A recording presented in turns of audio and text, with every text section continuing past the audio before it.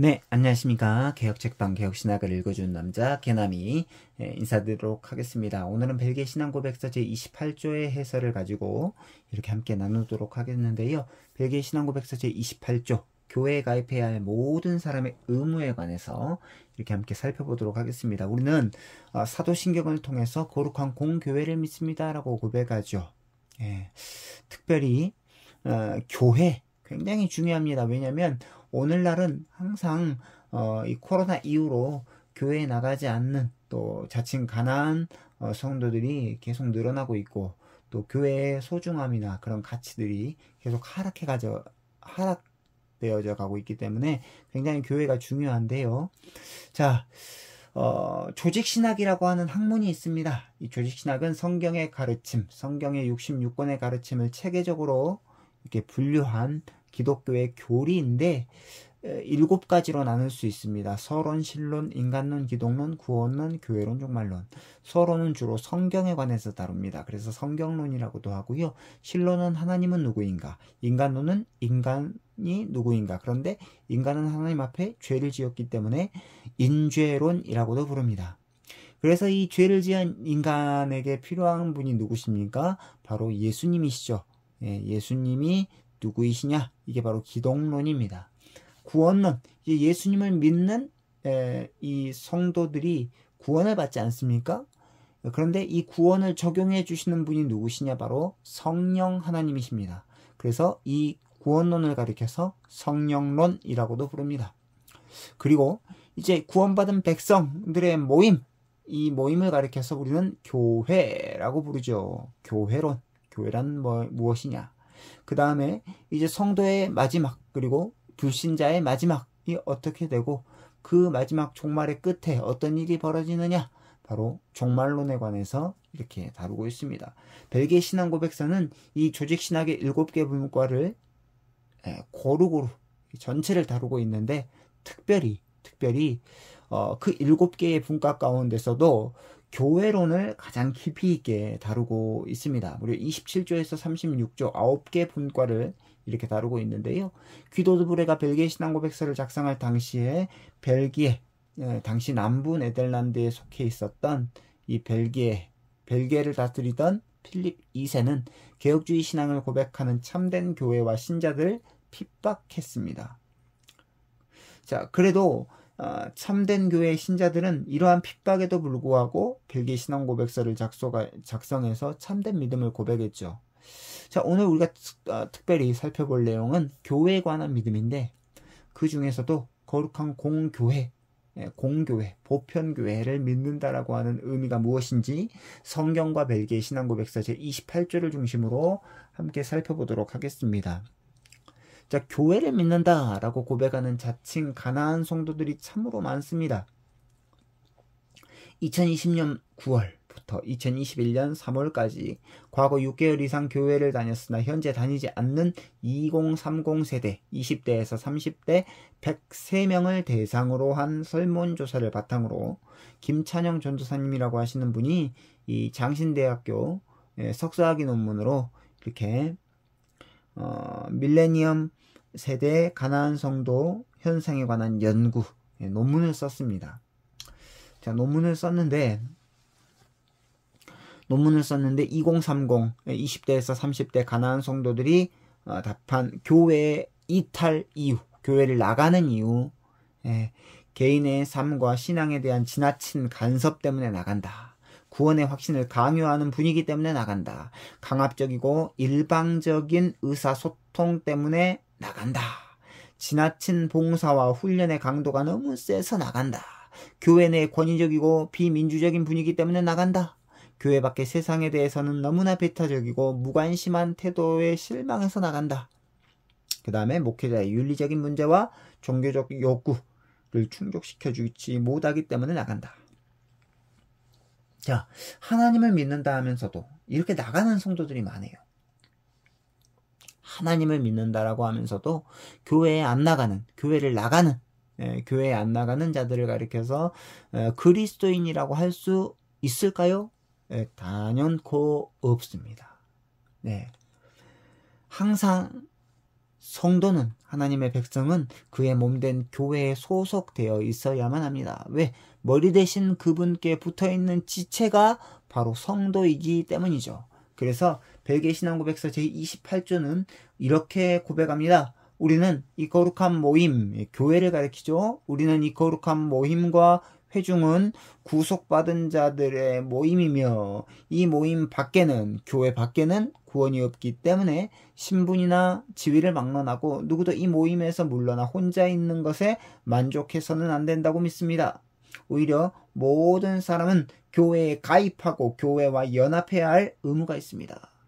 보편교회, 공교회는 지역교회로 존재합니다. 즉 구원받은 사람들이라고 한다면 누구든지 지역교회, 지교회에 가입해야 된다라고 하는 것이죠. 이게 바로 성도들의 의무다라는 것입니다. 지역교회 가입해서 다니고 있다고 하면서 그러면 안심하는 사람들, 자칭 가난한 성도가 아니고 나는 주의 몸된 교회, 지역교회에 가입해서 다니고 있습니다라고 하면서 안심하고 있는 사람들 볼까요? 자, 교회에 안 나가는 자칭 가난한 성도들의 가장 심각한 문제, 개인주의라고 할 수 있습니다. 자, 얼마 전에 SNS에서 한 지역교회 대학부를 맡아 사역하는 어느 부목사님의 글을 읽고 너무나 가슴이 아팠습니다. 자, 이렇게 글이 올라왔더라고요. 며칠 전에 대학부 지체를 신방했는데 그 지체가 교회의 새로이 얼굴을 보여서 교회 등록을 권유했답니다. 차일피일 미루다가 6개월이 지나서 겨우 등록했다라고 해요.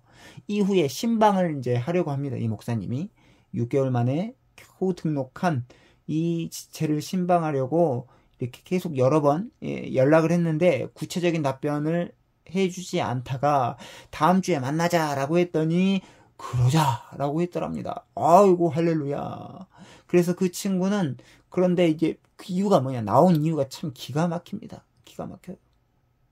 사실 안 나오고 싶었는데 나오지 않으면 목사님께 계속 연락이 올 것 같아가지고 어쩔 수 없이 나왔다. 그러면서 자기가 서울에 와서 이제 고신교회였는데 이 고신교단에서 나름 큰 교회를 찾은 이유는 조용히 교회를 좀 다닐 수 있을까 싶어가지고 그런 판단하에 이렇게 교회를 오게 되었는데, 목사님 때문에 너무 힘들다, 너무 귀찮게 한다, 자꾸 연락하고 자꾸 만나자고 하고, 등록도 안 하고 그냥 다니려고 했는데 이렇게 자꾸 힘들게 하냐. 그러니까 이 목사님이 너무 자기를 힘들게 해서 어떻게 말했냐면, 목사님 때문에 너무 힘들다라고 하면서 오늘 나온 이유가 뭐냐, 자신에게 관심을 제발 좀 꺼주기를 부탁하기 위해서 나왔다 라는 거예요. 차 한잔하면서 이야기하자라고 해도 그러고 싶지 않다라고 하고, 새벽에 너를 위해서 기도한다라고 해도 바쁘신데 뭐 그것까지 뭐 자기까지 챙기냐고 하면서 기도 안 하셔도 된다, 자기 문제 없으니까 제발 관심만 좀 거두어달라 라고 말합니다. 이거 보십시오. 개인주의가 심해도 너무 심합니다. 개인주의가 심한 지체의 연약함 이해할 수 있습니다. 가난한 성도들 이해한다라고 해요. 그러나 이런 신앙의 모습을 당연시 여기는 거, 이거는 아닙니다. 이해하는 것과 당연시 여기는 거는 달라요. 성경과 신앙 고백서는 개인주의 시대에 참된 신자의 모습이 어떠해야 되는지 분명하게 우리에게 알려주고 있습니다. 보편교회, 우리는 거룩한 공교회를 믿습니다라고 고백하는데 이 공교회는 보편교회를 말하거든요. 이 보편교회로 존재하는 지역교회, 지교회라고 하죠. 지역교회에 반드시 우리는 가입해야 합니다.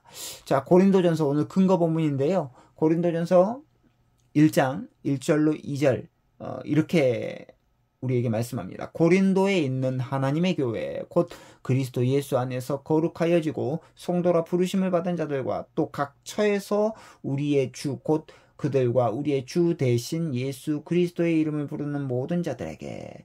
자, 고린도에 있는 하나님의 교회, 그러니까 이 고린도 교회를 가리켜서 고린도라고 하는 지역에 교회가 존재했다라고 하는 것이고, 각 처에서 예수 그리스도의 이름을 부르는 모든 자들을 가리켜서 교회라고 부르고 있습니다. 그러니까 지역에 존재했다라는 거죠. 예, 지교회, 지역교회로 보편교회는 존재합니다. 예. 자, 그리고 두 번째, 교회의 일치를 유지하고 교회의 가르침과 권징에 복종해야 하는 것이 바로 참된 신자의 모습입니다. 세 번째, 교회 지체들인 형제자매들을 세우기 위해서 서로 봉사해야 합니다. 개인주의하고 이 교회의 가르침은 맞지 않습니다. 예. 예. 지역교회로 반드시 존재해야 됩니다. 교회는. 그리고 교회 성도는 교회의 일치를 유지하고 가르침과 권징에 복종해야 되기 때문에 개인주의하고는 철저히 맞지 않아요. 세 번째, 교회의 지체들인 형제자매들을 세우기 위해 봉사해야 된다. 그래서 벨기에 신앙고백서 제28조 계속해서 이렇게 고백합니다. 오히려 모든 사람은 교회에 가입하고 교회와 연합해야 할 의무가 있으며 교회의 일치를 유지해야 합니다. 그들은 자기 자신을 교회의 가르침과 권징에 복종시켜야 하고 자신의 목을 예수 그리스도의 멍에 아래 숙여야 하며 동일한 몸의 지체로서 하나님께서 그들에게 주신 재능에 따라 형제자매들을 세우기 위해 봉사해야 합니다. 이것이 좀 더 효과적이기 위해 하나님의 말씀을 따라 그 교회에 속하지 않는 자들에게서 분리하여 하나님이 세우신 곳이라면 어디서든지 이 모임에 가입하는 것은 모든 신자의 의무입니다. 모여야 되고 형제자매들을 위해서 봉사해야 되고 몸의 지체로서 우리의 재능을 형제자매들을 위해서 봉사하는 데 사용해야 된다. 그러기 위해서 모여야 된다. 라고 하는 것입니다. 혼자 이렇게 동떨어진 외딴 섬에서의 어떤 삶이 아니라 이 교회는 한 곳에 모여서 이렇게 공동체로서 지역교회 안에 존재해야 된다라고 벨기에 신앙고백서는 우리에게 알려주고 있습니다. 자,